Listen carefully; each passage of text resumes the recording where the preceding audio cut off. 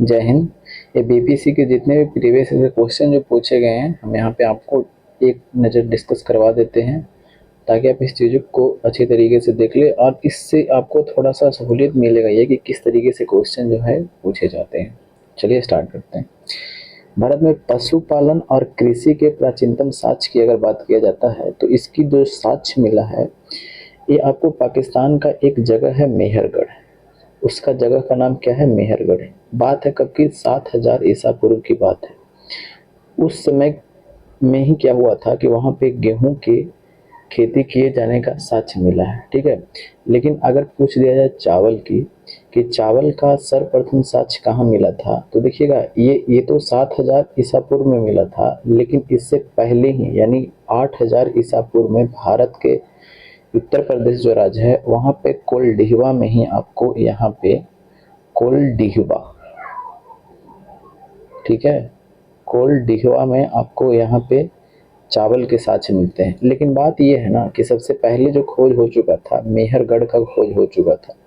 अगर ऑप्शन में आपको मेहरगढ़ ना रहे और कोलडिहवा रहे तो वहाँ पे आप बिल्कुल भी सही उसे मान सकते हैं, ठीक है। तो इसका आंसर तो ये हो जाएगा, ऑप्शन नंबर 4 हो जाएगा। तो आगे बढ़ते हैं, देखते हैं, ठीक है। अगर पीडीएफ चाहिए होगा तो टेलीग्राम चैनल को ज्वाइन कर लीजिएगा, वहाँ पे आपको पीडीएफ मिल जाएगा, ठीक है। आगे जो बोला गया है क्या कि निम्नलिखित में से किसको कैल्कोलिथिक युग भी कहा जाता है। तो देखिएगा कैल्कोलिथिक युग की अगर हम बात कर देते हैं तो ये ताम्र पाषाण काल जो है, ताम्र पाषाण काल उसको बोला जाता है। तो इसका ऑप्शन हो जाएगा सी, ठीक है। चलिए बस अगले क्वेश्चन पर देखते हैं क्या बोला गया है कि प्रथम मानव जीवाश्म भारत के किस नदी घाटी से प्राप्त हुए हैं। जैसे अगर हम भारत के नक्शा की बात कर देते हैं तो यहाँ से एक नर्मदा नदी बहती है और एक यहाँ से ताप्ती नदी बहती है। ये जो अरब सागर में आकर के क्या होती है, गिर जाती है। तो बोला गया है कि जो मानव के जीवाश्म है वो कहाँ से मिले हैं। तो मानव के जीवाश्म जो है ये नर्मदा घाटी जो आप देख रहे हैं यहाँ पे, यहीं पे आपको मध्य प्रदेश में मानव के जो खोपड़ी था होशंगाबाद, वहाँ से आपको ये देखने को मिलता है। तो इसका आंसर क्या हो जाएगा, ऑप्शन नंबर सी हो जाएगा, ठीक है। अगर होशंगाबाद देता तो वहाँ पे इसको भी मार सकते थे। आगे देखते हैं, निम्नलिखित में से किस राज्य में भीमबेटका का स्थल है। तो भीमबेटका की बात कर देते हैं तो जो आप एमपी देख रहे हैं यही एमपी में आपको भीमबेटका की गुफा देखने को मिलता है। तो ऑप्शन नंबर बी हो जाएगा। आगे देखिए, अगले क्वेश्चन पर चलते हैं। अब देखिएगा, सूची 1 को सूची 2 से मिलान करना है, ठीक है। तो देखिएगा अब इसको मिलान करते हैं। कैसे मिलान करना है, देखिए सब अगर याद है तो ठीक है, अगर नहीं याद है तो कोई बात नहीं। अगर 1-2 भी आपको याद है तो आप इस क्वेश्चन को आराम से बना ले जाइएगा। चिरान तो काफ़ी फेमस है, ये आपको वैशाली जिला में देखने को मिलता है। तो ये इसका ऑप्शन क्या हो जाए, बी का क्या हो जाएगा, 4। अब बी का यहाँ पे 4 देखते हैं तो ये नहीं है, ये नहीं है, ये नहीं है, एक ही ऑप्शन बच रहा है। तो इस तरीके से आपको आगे बढ़ते जाना, सभी चीज़ रहना याद रहना भी जरूरी नहीं है। आगे देखिएगा, आगे ये क्या बोला गया है कि ये ताम्रपाषाण युग स्थल है और ये नदियां हैं, यानी किसके किनारे ये बसा हुआ था। अब देखते हैं, अहाड़ जो है ये अहाड़ बनारस नद, ये जो अहाड़ स्थान है ये बनास जो नदी है उसके किनारे ये क्या था, बसा हुआ था। बनारस नहीं, बनास, ठीक है। अगर बात कर देते हैं ये मालवा की, तो मालवा जो है ये नर्मदा नदी के किनारे बसा हुआ था। तो बस इतना ही हम देखते हैं। तो 1 का पहले 4 देख लेते हैं। तो 1 का 4 ऑप्शन नंबर सी एक ही को दिखाई दे रहा है, ठीक है। चलिए आगे देखते हैं, बोला है क्या कि सिंधु सभ्यता निम्नलिखित में से किस युग में पड़ती है। अब देखिएगा यहाँ पे जो टर्म है ना वो हम समझा देते हैं, ठीक है। इसमें एक होता है, जिसमें एक है ऐतिहासिक है और एक है आध ऐतिहासिक है और एक है प्राग ऐतिहासिक है। तो ये तीनों को पहले समझ लेते हैं। एक है प्राग ऐतिहासिक और एक है आध ऐतिहासिक और एक है क्या, ऐतिहासिक। ये है ऐतिहासिक और ये है आधे ऐतिहासिक और ये है प्रागैतिहासिक। इसमें क्या होता है कि इसमें आपको कोई लिखित साक्ष्य वगैरह नहीं मिलते हैं। इसमें प्रागैतिहासिक में कोई लिखित साक्ष्य वगैरह नहीं मिलते हैं। आधे ऐतिहासिक में क्या होता है कि आपको लिखित भी साक्ष्य मिले हैं लेकिन उसको पढ़ा नहीं गया है। लिखित जो साक्ष्य मिले हैं उसे पढ़ा बिल्कुल नहीं गया है। और ऐतिहासिक में क्या है, लिखित साक्ष्य मिला भी है और उसको पढ़ा जा चुका है, तो उसे ऐतिहासिक काल के अंतर्गत में रखा जाता है। ठीक है, समझ में आ गया। चलिए, तो आप सिंधु घाटी सभ्यता की जब हम बात कर देते हैं तो वहां से जो लिपियां मिली है, क्या अभी तक पढ़ा गया है? बिल्कुल नहीं पढ़ा गया है। ठीक है, ये भाव चित्रात्मक है और पढ़ा नहीं गया दोस्त। तो अभी हमने चर्चा किया कि लिखित साक्ष्य तो मिलते हैं बट उसको पढ़ा नहीं गया है ना, तो उसे आधे ऐतिहासिक में रखा जाता है। तो इसका आंसर इसीलिए ऑप्शन नंबर डी होगा। ठीक है, चलिए अब देखिएगा, ये क्या बोला है कि सिंधु घाटी सभ्यता की सबसे महत्वपूर्ण विशेषता क्या है। अब देखिए भाई, सिंधु घाटी सभ्यता की जब हम बात कर देते हैं तो वहां पे पक्की ईंट से तो मकान बनाया जाता था, ये तो बिल्कुल सही है और हमें इसका आंसर ये भी होना चाहिए। ठीक है, यही होना चाहिए। लेकिन आयोग ने क्या किया है कि ऑप्शन नंबर ई को दिया है। अब पता ना कैसे दिया है, बट हम कैसे बताते हैं। ये प्रथम असली मेहराब की अगर हम बात कर देते हैं तो ये आपको बलबन के शासनकाल में देखने को मिलता है, जो कि आप सिंधु घाटी सभ्यता देखते हैं उससे कई हजार वर्षों के बाद की है। लेकिन यहाँ पे साफ बोला जा रहा है कि सिंधु घाटी सभ्यता के विशेषता बताना है, तो इसीलिए ये तो नहीं होगा क्योंकि सिंधु घाटी सभ्यता से तो जुड़ा हुआ भी नहीं है। और प्रथम मेहराब की जो बात करते हैं तो वो बलबन के शासनकाल में आपको देखने को मिलता है। कला और वास्तुकला तो ये तो बिल्कुल नहीं होगा क्योंकि आप ये उत्तर वैदिक काल में भी आपको नहीं देखने को मिलता है। जब आप गुप्त काल में आते हैं ना तो वहां पे ये सब आपको देखने को मिलता है। लेकिन ये तो सिंधु घाटी सभ्यता पूछ रहा है, इसीलिए ये गलत। ठीक है, पूजा स्थल की बात कर देते हैं तो पूजा स्थल आपको सिंधु घाटी सभ्यता में कहीं नहीं देखने को मिलता है। ठीक है ना, तो ये भी गलत हो जाता है। ठीक है, तो इसीलिए ऑप्शन नंबर ए हमारे नज़र से है, लेकिन आयोग ने ई क्यों माना है, अब क्या हम कर सकते हैं। अब देखिएगा, किस शहर को मिनी हड़प्पा के नाम से जानते हैं। देखिएगा, मिनी हड़प्पा यानी छोटा हड़प्पा, तो मिनी हड़प्पा के नाम से किसे जाना जाता है, तो लोथल के। ये लोथल कहाँ है दोस्त, तो ये गुजरात में पड़ता है। कौन सी नदी के किनारे, तो भोगवा नदी के किनारे पर पड़ता है। ठीक है, लोथल कौन सी नदी के किनारे, तो भोगवा नदी के किनारे। कहाँ है लोथल, तो गुजरात में पड़ता है। ठीक है, चलिए, तो इसका आंसर हो जाएगा ऑप्शन नंबर 1। निम्नलिखित में से कौन सा एक हड़प्पा बंदरगाह है।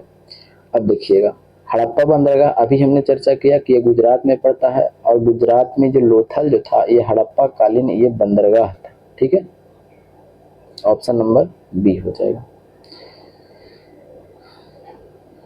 आगे क्या बोला है कि निम्नलिखित में से कौन सा हड़प्पा कालीन स्थल गुजरात में है, तो अभी हमने देखा कौन, लोथल है। कालीबंगा की बात कर देते हैं तो कालीबंगा आपको राजस्थान में देखने को मिलता है। ठीक है, और जूते हुए खेत के जो साक्ष्य मिले हैं ये आपको कालीबंगा से ही मिले हैं। ठीक है, राखी गढ़ी की अगर हम बात कर देते हैं तो ये राखी गढ़ी आपको हरियाणा में पड़ता है। ठीक है, और ये डावरकोट जो है ये पाकिस्तान के बलूचिस्तान प्रांत में पड़ता है। आगे देखिएगा, निम्नलिखित दुनिया के सर्वाधिक प्राचीन सभ्यता कौन सा है, तो दुनिया का सर्वाधिक प्राचीन सभ्यता जो आपको है मेसोपोटामिया की सभ्यता, जो इराक आज उसके जिसके आप इराक के नाम से आज जानते हैं, उसकी सभ्यता जो है काफ़ी ज़्यादा पुराना है। यानी सिंधु घाटी की सभ्यता जो हम लोग पढ़ते हैं लगभग 2200 ईसा पूर्व से 1700 ईसा पूर्व तक में, तो उससे भी पुराना है। जो सिंधु घाटी सभ्यता से व्यापार वगैरह के साथ भी मिलते हैं आपको, ये उससे भी पुराना है। ठीक है, चलिए, निम्नलिखित में से कौन सा जानवर सिंधु घाटी सभ्यता के लोगों को नहीं पता था। देखिएगा, बैल की तो बारे में जानकारी मिलती है, हाथी की जानकारी में भी मिलती है, लेकिन घोड़ा की चर्चा कहीं नहीं मिलता है आपको। ठीक है, यहाँ तक कि आपको शेर की भी चर्चा देखने को मिलता है, लेकिन घोड़ा की चर्चा कहीं देखने को नहीं मिलता। घोड़ा की चर्चा आपको आर्य जब आएगा ना तब वहाँ पे आएगा, ठीक है। तो यहाँ ऑप्शन नंबर क्या हो जाएगा, बी हो जाएगा। आगे क्या बोला है कि निम्नलिखित में से किस हड़प्पा कालीन स्थल से टेराकोटा का हल प्राप्त हुआ है। तो टेराकोटा का हल जो है ये आपको बनवाली से मिलता है, ठीक है। और मिट्टी के हल भी आपको यहीं से मिलते हैं, ठीक है। ये बनवाली कहाँ पड़ता है दोस्त, तो यह भी हमने चर्चा किया है, कौन, तो ये हरियाणा में पड़ता है। तो इसका आंसर हो जाएगा ऑप्शन नंबर 2 हो जाएगा। निम्नलिखित में से किस हड़प्पन नगर में जूते हुए खेत के निशान मिले हैं। तो अभी चर्चा किया कहाँ पे, तो ये लोथर बोल दिया, कालीबंगा में। तो कालीबंगा कहाँ पड़ता है, तो ये ऑप्शन नंबर आपको ए सही होगा। कालीबंगा राजस्थान में पड़ता है। मोहनजोदड़ो जो है ये आपको बलूचिस्तान प्रांत में पड़ता है, पाकिस्तान में, ठीक है। अगर हम बात कर देते हैं धौलावीरा, तो ये धौलावीरा कहाँ पड़ता है, तो ये गुजरात में पड़ता है। और ये लोथल भी आपको गुजरात में ही पड़ता है। और यहीं से अभी हमने चर्चा क्या देखा कि लोथल से आपको बंदरगाह के साक्ष्य मिले हैं, ठीक है। और यह धौलावीरा से क्या मिला है, तो जल के उन्नत प्रबंधन की अगर बात कर देते हैं तो ये आपको धौलावीरा से मिलता है, ठीक है। चलिए अब बात करते हैं किस हड़प्पा स्थल पर हमें जूते हुए खेत के साक्ष्य मिले। तो अभी हमने चर्चा किया कालीबंगा से, ठीक है। आगे देखते हैं, निम्नलिखित में से कौन सा हड़प्पा और मोहनजोदड़ो के उत्खनन से संबंधित नहीं है। फिर से एक बार, निम्नलिखित में से कौन सा हड़प्पा और मोहनजोदड़ो के उत्खनन से संबंधित नहीं है। अच्छा, जो व्यक्ति हैं उनके बारे में पूछा जा रहा है। तो देखिएगा, राखल दास बनर्जी, तो ये तो आपको खोजे ही थे, ये बिल्कुल थे। एम.एस. वत्स थे, और ये के दीक्षित थे, के.एन. दीक्षित। और लेकिन बी.एस. स्मिथ जो थे ये नहीं थे, ठीक है। चलिए आगे देखते हैं इस पे कि हड़प्पा में मिट्टी के बर्तनों पर सामान्यतः किस रंग का उपयोग हुआ था। तो देखिएगा, ये जो जैसे में ये घड़ा बनता था ना, उस टाइम की हम बात कर देते हैं, ऐसे घड़ा बनता था, ठीक है।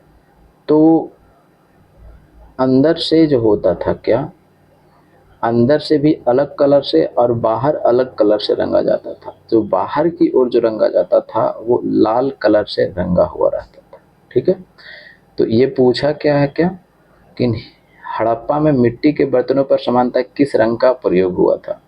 तो ऑप्शन तो लाल है, तो लाल ही आकर के चलिएगा, ठीक है। लाल एवं काले मृदभांड की अगर बात कर देते हैं तो इसमें काला भी का प्रयोग किया जाता था, तो वो अंदर से किया जाता था, ठीक। चलिए आगे देखते हैं, आईआईटी खड़गपुर के अध्ययन की एक रिपोर्ट के अनुसार लगातार कितने वर्षों की न के बराबर वर्षा होना सिंधु घाटी सभ्यता के पतन का कारण बना। जैसे में कई सारे इतिहासकार जो हैं ये सिंधु घाटी सभ्यता के पतन के बारे में बताते हैं कि अलग अलग चीज़ें बताते हैं, लेकिन अभी जो हाल ही में जो रिसर्च हुआ है ये आईआईटी खड़गपुर के द्वारा, आईआईटी खड़गपुर का कहना यह है कि लगातार 900 साल तक वर्षा बिल्कुल भी नहीं हुआ था। और सोच करके देखिए कि लगातार 900 साल तक वर्षा नहीं होगा तो क्या कोई भी व्यक्ति या कोई भी जीव वहाँ पे सस्टेन कर पाएंगे, बिल्कुल नहीं, ठीक है। क्योंकि सुखाड़ में सभी लोग मारे जाएंगे, ठीक। तो ये कब कितने 100 साल की बात है, तो 900 साल तक वहाँ पे वर्षा नहीं हुआ है। तो हो सकता है कि क्वेश्चन अभी इस तरीके से पूछा है, हो सकता है अगले तरीके से पूछ ले कि किस आईआईटी ने कहा था। तो कौन आईआईटी ने, आईआईटी खड़गपुर ने। अब हम बात करते हैं अगले पे, निम्नलिखित में से कौन सा ऋग्वैदिक युग से संबंधित नहीं है।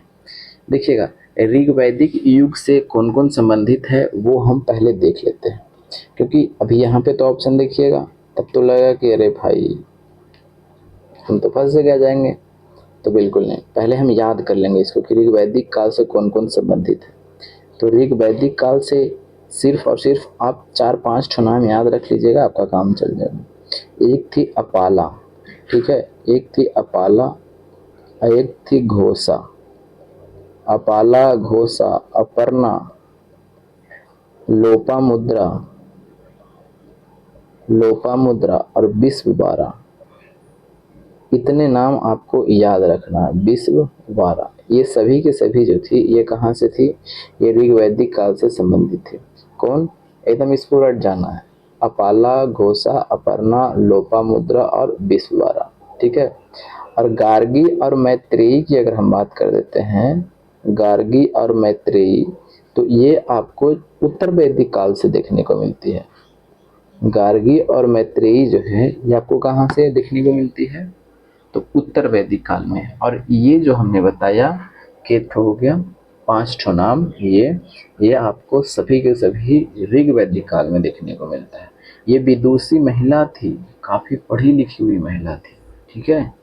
और ये गार्गी मैत्रेयी जो थी ये कौन से युग में देखने को मिलेगी, ये उत्तर वैदिक युग में और ये ऋग्वैदिक में।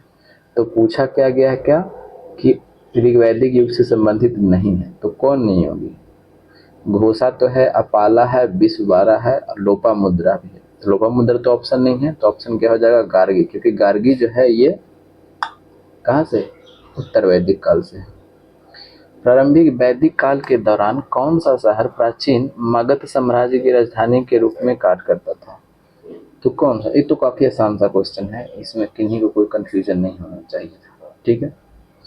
ऋग्वैदिक का कौन सा मंडल पूर्णतः सोम को समर्पित है, तो ये कौन सा मंडल है, नौमा मंडल है, ठीक है।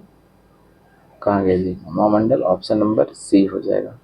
अगर यही पूछ देगा कि इस कृषि के साक्ष्य आपको कौन से मंडल में देखने को मिलते हैं, तो कृषि की अगर बात कर देते हैं तो ये आपको चौथा मंडल में आपको देखने को मिलता है। अगर हम आपसे पूछ देते हैं कि गायत्री मंत्र की अगर बात कर देते हैं, गायत्री मंत्र कौन से मंडल में आपको देखने को मिलता है, तो ये आपको 3rd मंडल में। सभी मंडल को नहीं याद करना है, जो पूछे जाते हैं बस वही देखना। ऋग्वैदिक संहिता का 9वां मंडल पूर्णतः किसको समर्पित है, तो अभी हमने चर्चा किया किसको, तो सोम को। सोम और इसके पेय पदार्थ जो एक था उसे समर्पित है।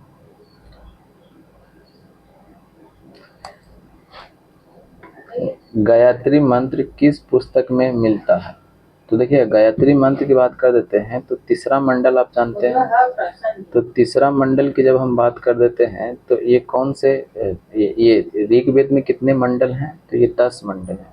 और 10 मंडल में 10 मंडल के जो तीसरा जो है मंडल, उसमें आपको क्या देखने को मिलता है, गायत्री मंत्र को देखने को मिलता है, यानी गायत्री मंत्र की चर्चा किया गया है। तो इसका आंसर हो जाएगा ऑप्शन नंबर 3 हो जाएगा, ठीक है। चलिए, किस काल में अछूत की अवधारणा स्पष्ट रूप से उद्धृत हुई थी, तो अछूत की आपको स्पष्ट रूप से जो उजागर हुआ था वो आपको धर्मशास्त्र के समय हुआ था। क्योंकि ऋग्वैदिक काल की अगर हम बात कर देते हैं तो ऋग्वैदिक काल में आपको वैसा देखने को नहीं मिलता है, लेकिन हाँ उत्तर वैदिक काल में कुछ देखने को आता है, कुछ कुछ देखने को मिलता है, लेकिन पूरी तरीके से नहीं देखने को मिलता है, ठीक है।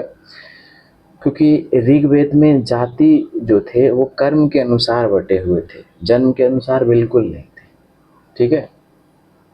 लेकिन उत्तर वैदिक काल में थोड़ा बहुत देखने को मिलता है, बट पूरी तरीके से देखने को नहीं मिलता है। लेकिन जैसे ही धर्मशास्त्र के समय जब हम आते हैं तो इसमें पूरी तरीके से आपको ये अछूत वगैरह जो है वो देखने को मिल जाते हैं, ठीक है।